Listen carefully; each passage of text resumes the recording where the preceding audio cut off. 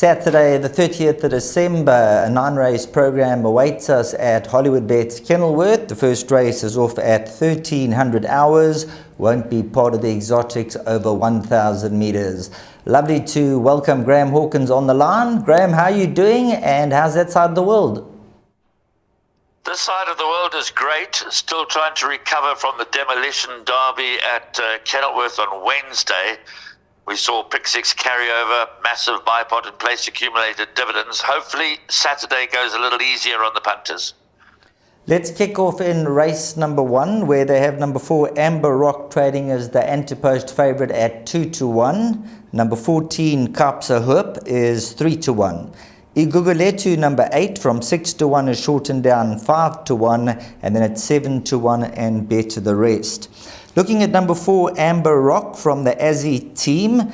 Now they took their chances in the features first up and second up, taking on Lucky Lad, beaten close home, and then last time out made the Kenilworth debut, went fourth behind Night Vigil, and obviously that penultimate run we can draw a line through. Yeah, obviously the penultimate run we can draw a line through. First up for 6 months, last time out at Hollywoodbets Kenilworth, over 1,000 meters, went fourth behind Night Vigil. She's clearly talented as Amber Rock, but Kapsa Hoop was ahead of her in that run behind Night Vigil, and that was a very promising debut by Kapsa Hoop. So both should progress further, and there shouldn't be too much to choose between them. Numbers 4 Amber Rock and number 14 Kapsa Hoop. On form, Iguguletu looks third best, but there are 3 very well-bred first-timers. The betting suggests they're not that well fancied. Peregrine Falcon is a half-sister, half-brother to Silver Falcon, making its debut. Seeking the Life is a full brother to Seeking the Stars. We know what he's done in his career. And 15 Green Mile is out of a daughter of Laissez-Faire. She was a 5 times Group 1 winner. Now, while the betting suggests they're not that well fancied, they certainly have the pedigrees to pop up. But it does look to be a race in 2 between numbers 4 Amber Rock and 15 Green Mile. Race number 2 will be... rather numbers 4 Amber Rock and 14 Kapsa Hoop. My apologies. 4 and 14 in race number 1. The bipod will commence in race number 2. 1,400 meters the trip, so they will go around the turn. And having a look at the anti-post betting, number 1, it's Raining William, 18-10 from the best of the draw. Number 2, We Can Go All Night is 33-10. Draw 2, and number 6, We're Jamming at 4-1, drawn at 6. Let's kick off with its Raining William from the Justin Snaith team. Graham, looking at his resume, the 2 wins from the 16 runs to date, and the third 2 Silver Operator, decent run last time out. Very good run last time out. Perhaps a bit of an unlucky loser was It's Raining William last time out. He's got pole position, as you've mentioned. The problem with It's Raining William is not overly reliable. He does tend to throw in a real howler every now and then. But if he reproduces his last run in a progress plate, his overall record suggests that it's going to be quite tough to beat. We Can Go All Night is probably the principal threat.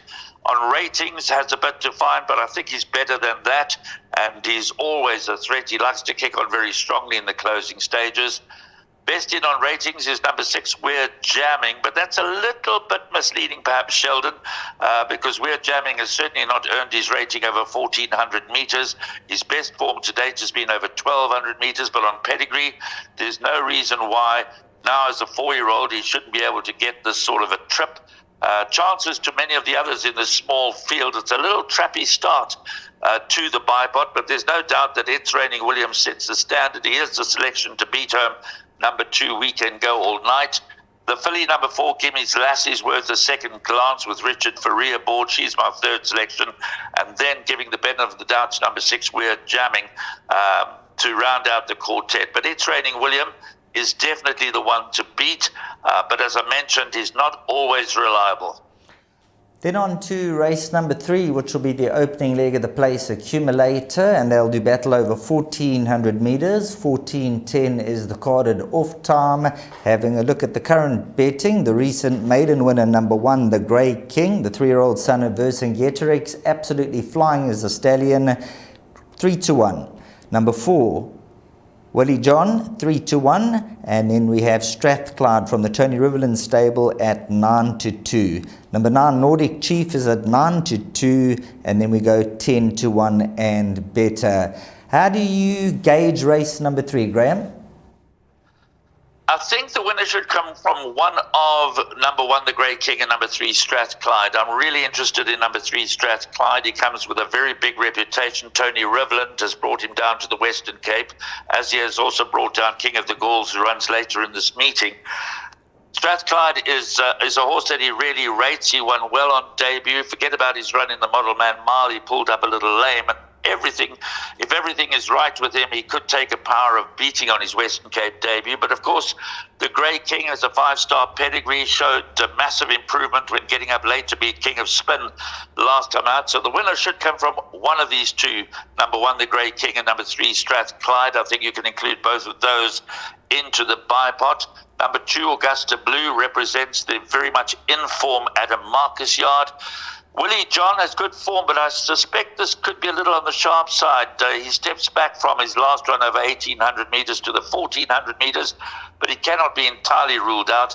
Nordic Chief has been disappointing, but would I be surprised if he showed sudden improvement? No, I wouldn't. But my vote goes to number 3, Strathclyde.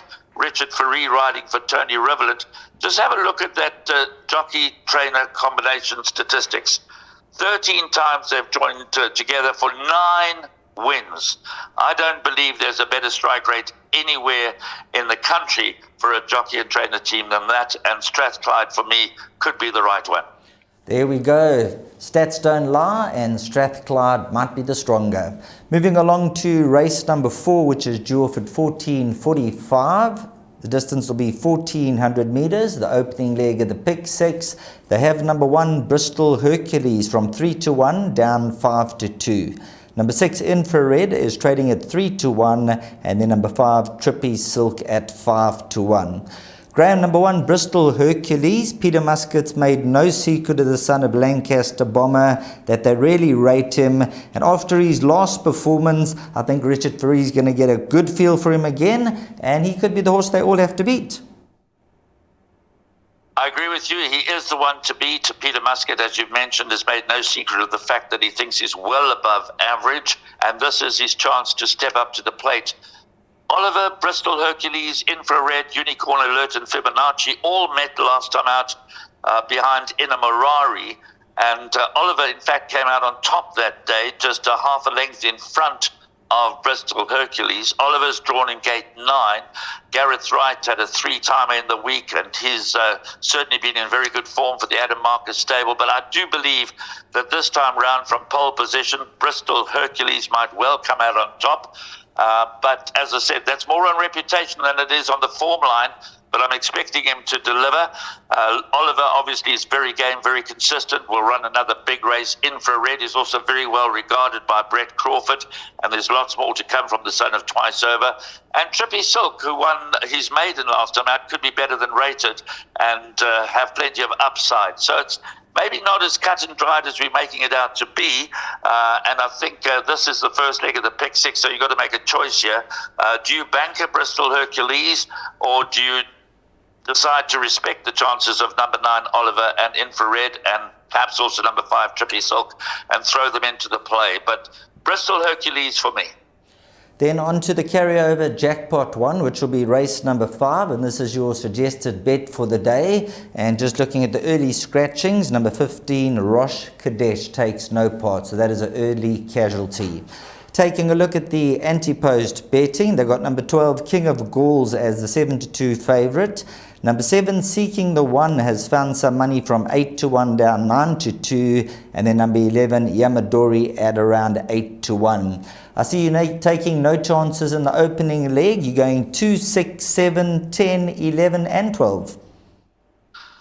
This is a very, very competitive Class 3 handicap, Sheldon, over 1,400 metres. They're pretty closely matched. If you go through all of the form lines, there's not much to choose between them. It's a match between the very promising 3-year-olds up against some older horses. The 3-year-olds are represented inter alia by Gallic Dream, good form. Yamadori, good form. King of the Gauls, big reputation, very good win first up in the Western Cape. They are drawn 10, 11 and 12. Tricky draws. The winner in this big field over 1,400 meters is going to have a slice of luck on their side. The older horses, obviously, you've mentioned number 7, Seeking the Win, Seeking the One. Charlie Croker, incredible form over the course and distance. 7 starts over the track and trip for 3 wins and 4 seconds. And he was a good winner last time out over Gilles Maurice.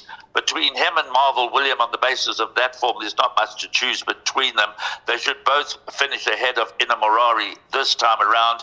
And I think that Charlie Croker at 10 to 1 certainly got to go into the plays. Incredibly good odds, and that's a clear indication of just how competitive this race is. When a horse with winning form and that kind of course and distance form is available at 10 to 1. So I've gone wide in the opening leg of the carryover jackpot. As you mentioned, we've got a 250,000 rand jackpot carryover. I do think the 3-year-olds, despite their tricky draws, may be the ones to be with. Yamadori is the one that interests me most. If you go back 3 runs, he beat Hatspride by a length and a quarter. Now that came out and ran 5th in the Guineas, and he was giving Hatspride 4 kilograms. So on the strength of that form, both Yamadori and King of the Gauls, of course, stepping up to 1,400 meters for the first time. My narrow first selection would be number 11, Yamadori. But as you say, I've taken no chances in the opening leg of this carryover jackpot, going all of numbers 2, 6, 7, 10, 11, and 12. And I'm hoping that'll be enough to get us through the opening leg of that carryover jackpot. Moving along to race number 6, where number 8, Jewel Cat, is an early scratching. So take out number 8, Jewel Cat. And the value I thought could be with number 10, Hammy's Hero, a horse who's dropped down to a 79, was in the 96 region at one stage. And at around 8 to 1, I thought this could be one of the value horses to throw into all your play. And I see you have got him in your jackpot, Graham. Utmost respect for Hammy's Hero. He's largely disappointed us for a long, long time now. Once upon a Sunday, he ran a close third to Gladiatorian. They thought he was a superior racehorse, but he's only won twice from his 14 starts.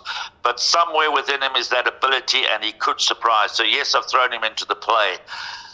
Number 9, All About L. Again, it's the Gareth Wright, Adam Marcus combination. They've been in pretty good form. They've had a winner in each of the last 2 race meetings at Hollywoodbets Kenilworth. The 6-year-old son of Captain L has been without a win for 896 days, but his form is solid. He's off a competitive rating of 78, and for me, he sets a standard.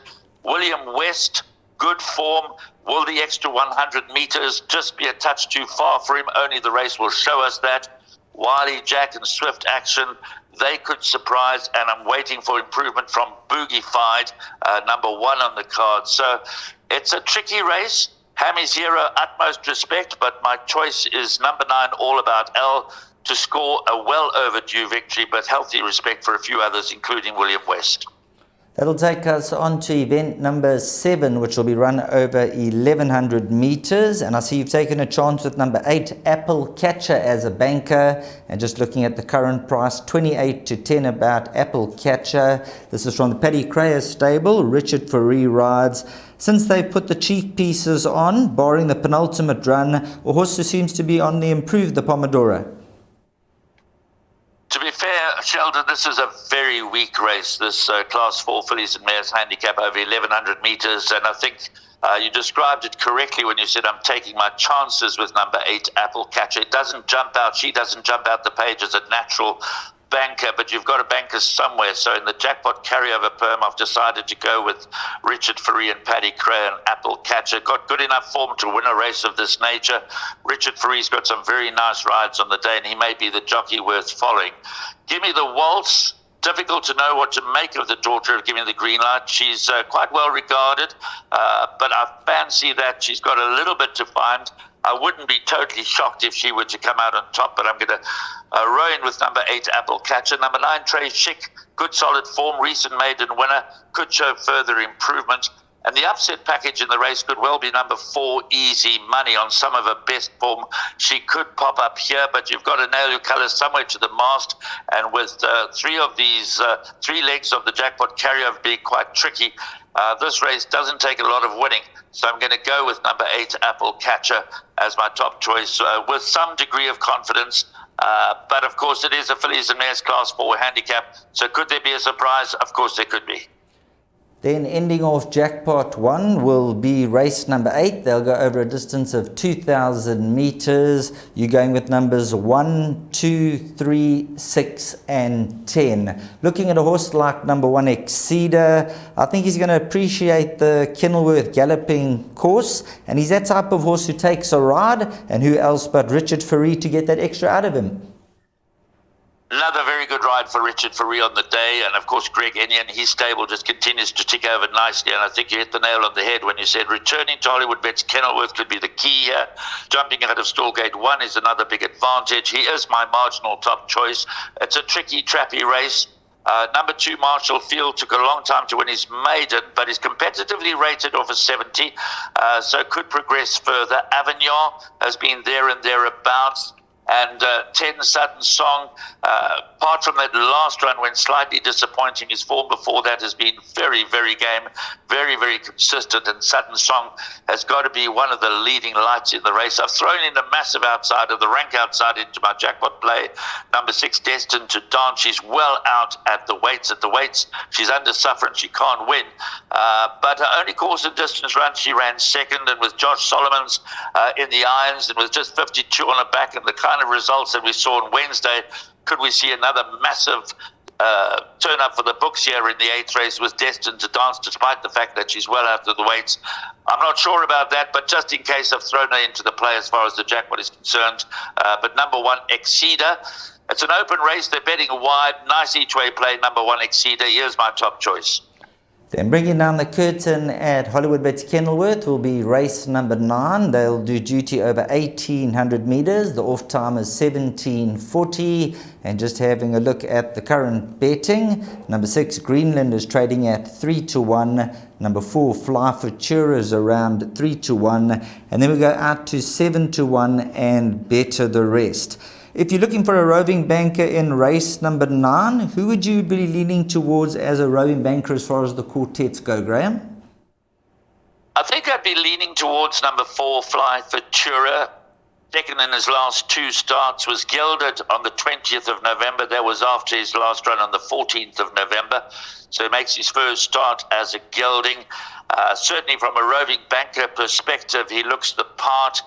Greenland has been very expensive to follow. I'm not sure about that Ozark form, just how good it is. He is, of course, the half-brother to Celtic Sea, so the pedigree speaks volumes, but he's been struggling to get out the maidens. For me, this is a 3-cornered contest. I wouldn't ignore the chances of the filly in the race. Number 7, To a Penny. She is, in fact, the best weighted. She's looking for ground. I saw her in the flesh recently. She's a high-quality daughter of Twice Over. Her dam is a half-sister, or rather full sister, to the July winner Bulgarian. So the further she goes, the better she should be. And once again, it's that man Richard Fourie aboard. So from the final leg of the pick 6 perspective, I would include all of numbers 4, Fly Futura, 6, Greenland, and 7, To a Penny. My floating banker would be number 4, Fly Futura, who is in fact my first choice. Quick mention for numbers 10, Sansa Stark, and number 12, Quite a King.